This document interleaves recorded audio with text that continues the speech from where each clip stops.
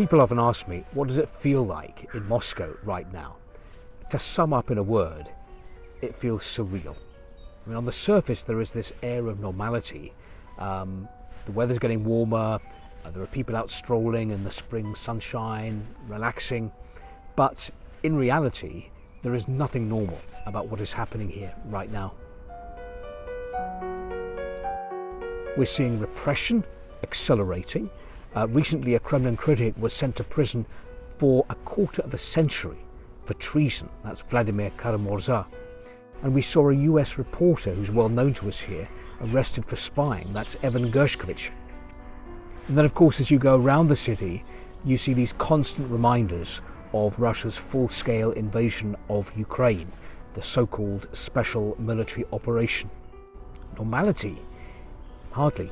Then again, perhaps this is the new normal. There seems to be a big push now in Russia to recruit more soldiers to fight in Ukraine. You see the recruitment ads everywhere. They're on billboards, they're in shop windows. There's one on the door of the barber shop that I go to.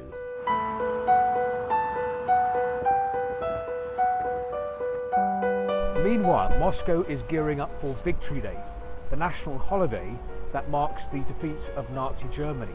And as that day approaches, there's definitely a sense of nervousness here. Some Russian regions have actually cancelled their military parades, citing security concerns, fearing, I think, possible Ukrainian attacks.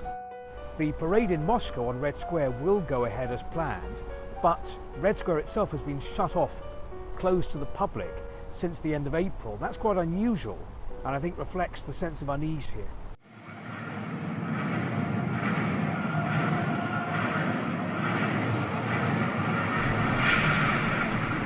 When I visited a World War II museum in Moscow recently, I was reminded of how the Russian authorities used the past to try to justify the present.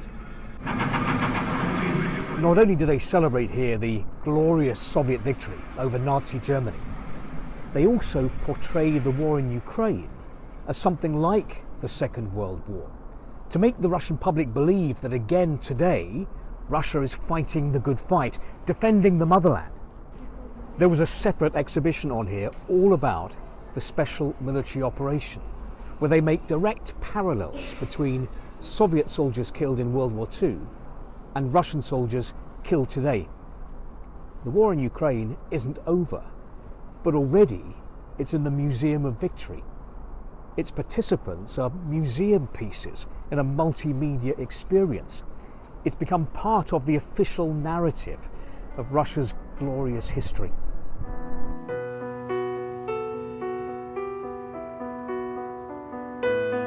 But in reality, World War II and the war in Ukraine are completely different.